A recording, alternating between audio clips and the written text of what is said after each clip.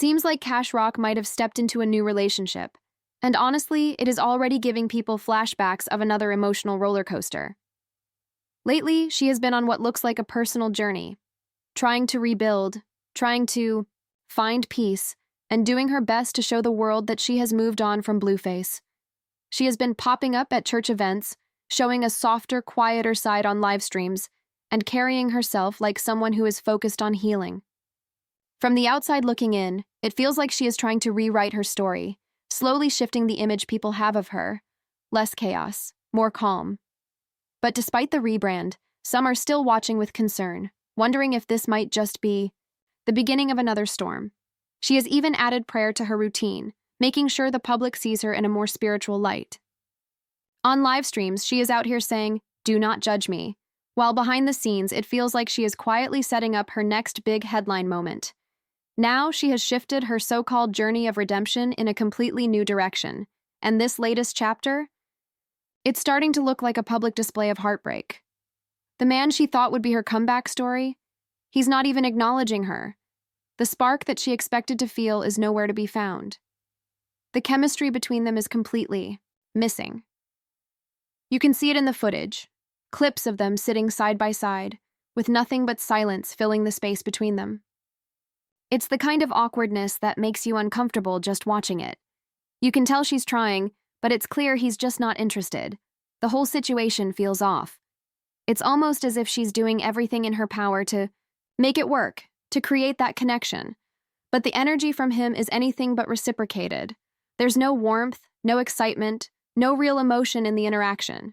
It's like she's trying to force something that isn't there, and he's not even putting in the effort to pretend. This is not how a love story is supposed to unfold. She's putting herself out there, making an effort to seem open and affectionate. But he's not meeting her halfway. It's almost painful to watch because it's clear she's still clinging to the hope that this man could be the one to help her move on, the one to fill that empty space she's been carrying for so long. But he's not offering anything in return, and the longer this goes on, the more it starts to look like a public display of rejection. The situation highlights a deeper issue. She's looking for healing, for validation, for someone to pick up the pieces of her broken heart, but she's not receiving it from the one person she thought might give it to her. Instead, she's left in this uncomfortable space, trying to pretend that everything is fine while the man she's invested her hopes in couldn't be less engaged. It's easy to imagine how difficult it must be for her, feeling like she's out there alone in this situation, pouring her emotions into a relationship that feels one-sided. It's a tough pill to swallow when you've built up this image of a fresh start, only to have it shattered by reality. It's clear that the man she chose to be part of her healing journey doesn't see things the same way. He's not invested in her growth or her past. He's not interested in being part of her story. And yet, she keeps pushing forward, trying to create moments that will make this feel right. But the truth is, no amount of effort from her will change the fact that he's just not into her. It's like watching a movie where you know the ending won't be happy, but the characters keep fighting for something that was never meant to be. The real question here is why she's putting herself through this. Why is she chasing after someone who isn't giving her the time of day, especially when she knows deep down that this connection isn't real? It seems like she's so desperate for love and attention that she's willing to ignore the signs that the relationship isn't working. Perhaps she's hoping that with time, things will shift, that he'll eventually come around and start seeing her the way she wants him to. But the sad reality is that sometimes, no matter how hard you try, things just aren't meant to be. In the meantime, this situation is slowly starting to unravel.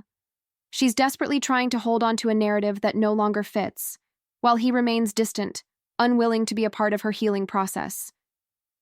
And as this continues, the cracks in the story are becoming more visible. It's only a matter of time before she has to confront the truth that she's been holding on to something that was never there in the first place. So, how did we even get here? This was not some out-of-the-blue moment. This felt like the next strategic move in what we might call Crone's soft rebrand. Her personal PR tour dressed up as healing. It all started with gospel rock, when she showed up at church offering the world a glimpse of a more grounded version of herself. This latest stunt? Just another stop on that carefully planned image makeover. She was out here singing gospel tunes like she was aiming for a spot on a special edition of Sunday Best Redemption season. She even asked her followers to lift her up in prayer instead of tearing her down, a clear attempt to shift the narrative. Then came the live streams. She popped up talking about she is on Twitch now, chasing a new bag and maybe a little inner peace along the way. Not long after, she started posting heavily filtered selfies, baby-faced and airbrushed to the point where it felt like she was not just editing the photo, but editing the truth. The vibe, pure damage control. And let's be clear, growth is a good thing, and nobody's mad at real change. But healing is not something you can fake or fast forward through just because it is more convenient. You cannot dress up brokenness with a filter and expect people not to see the cracks. If this transformation is genuine, it has to come with patience, not just a new aesthetic. You put on a turtleneck and took communion. That ain't how trauma works, baby. Now here's where things get real ironic. See, before this new boo popped up, Croc was already trying to scrub Blueface off her storyline.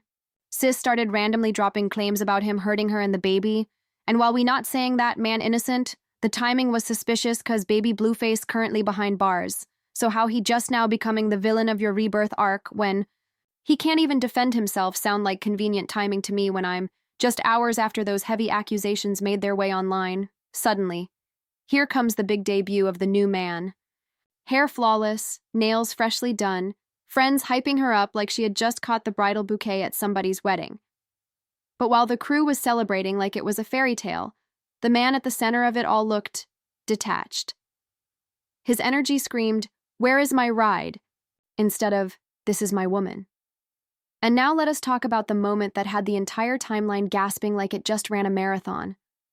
Crowan came fully styled, brand new wig secured, lashes fluttering, baby in one arm, and that confident smile like she just knew she was stepping into her next chapter. She leaned into the camera, all affectionate, as if this was the beginning of a great love story.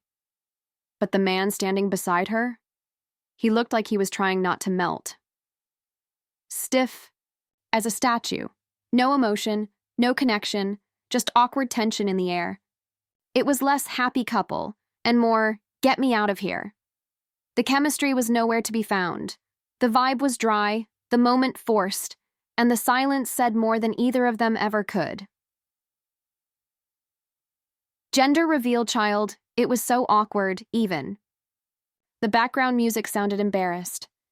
And you know it's bad when your homegirl's hyping you up louder than your man is even speaking, like they was trying to manifest some chemistry with noise alone. A y'all cute.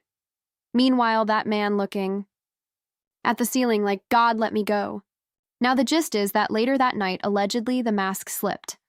Sources close to her said Khan had her eyes puffy energy off, talking all soft like she just came from a therapy session.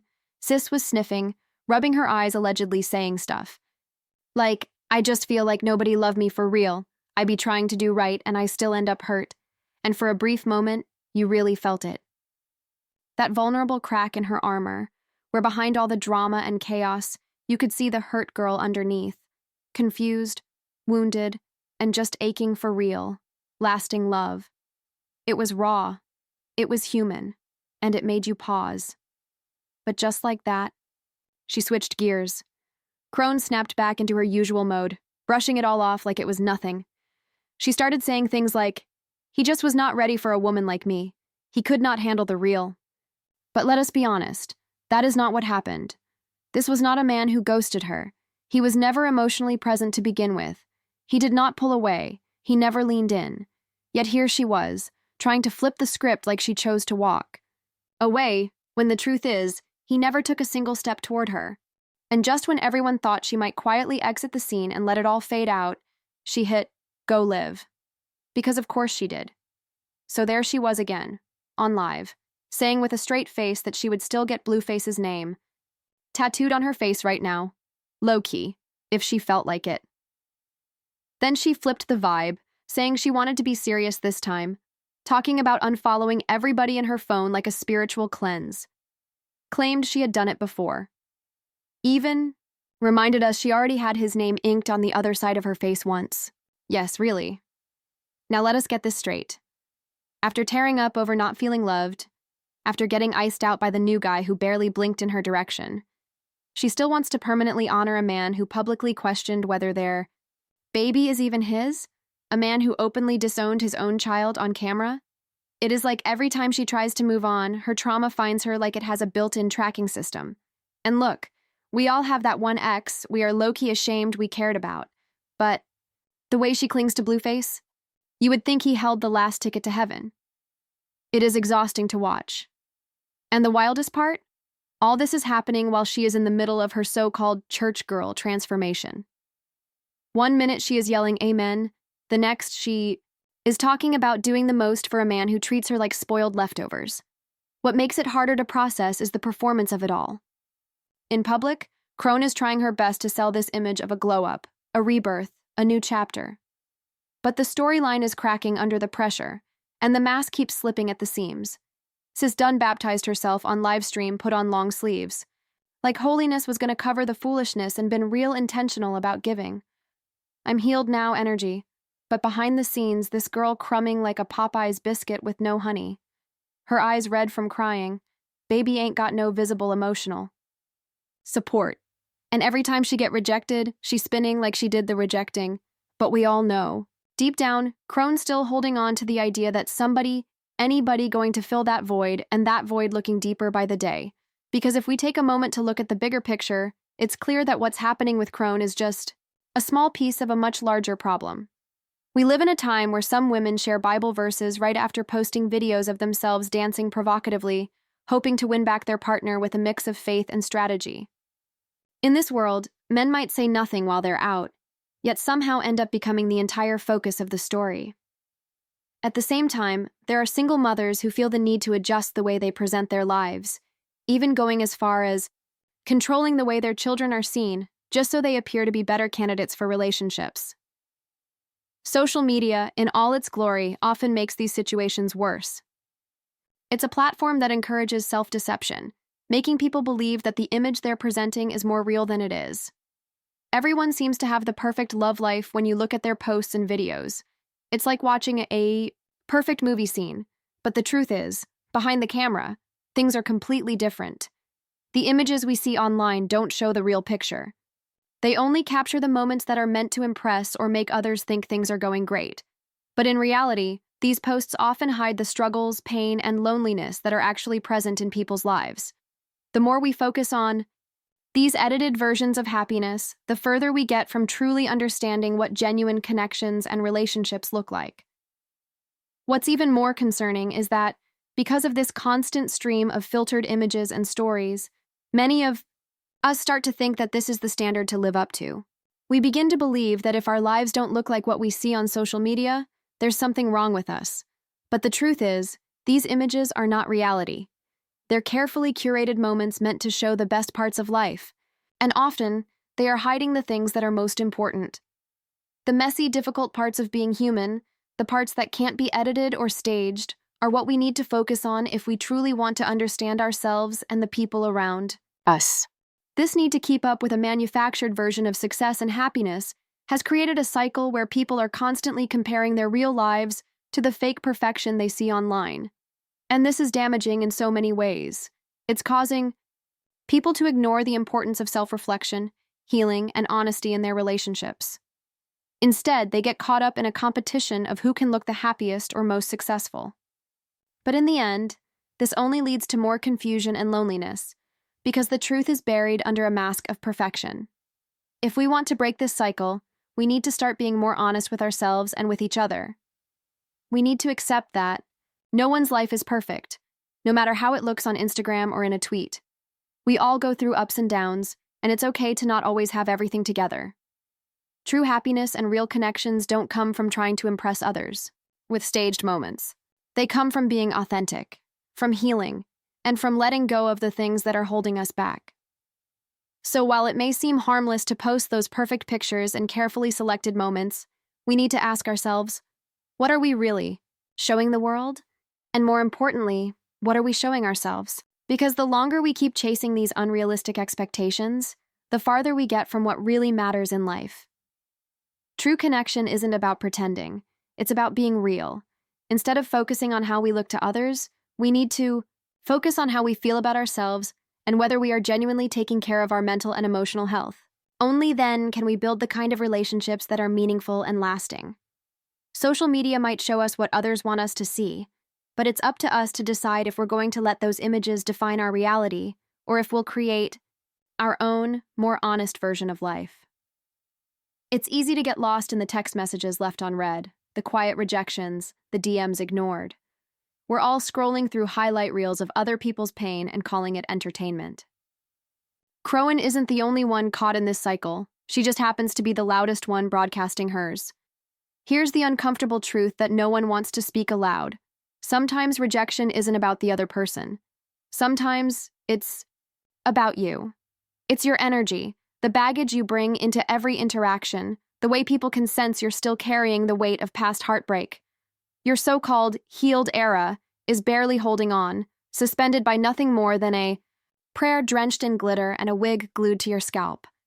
That new man didn't reject you because you're too real or too much. He rejected you because he saw that Blueface's mark is still all over your soul. No grown man wants to snuggle with another man's shadow, sis. So yeah, Chrisean broke down. And maybe she needed to. Sometimes a breakdown is the only thing loud, enough to drown out the lies we tell ourselves. The fans are picking up on it too. One of them pointed out, I couldn't take her seriously with another man's name tattooed on her face. And honestly, who could? And there was this, doesn't even look like he really wants to be there. And this, she's so lost and confused, it's annoying at this point. But what do y'all think? Is Chrisean really ready for a new love? Or is she just trying to bandage a Blueface wound with a rebound? She barely know. Do y'all think it's possible to rebrand while still clinging to your old trauma? Or if not, what does accountability really look like? And finally, can somebody actually save cash, or does she got to save herself first? Drop them thoughts in the comments.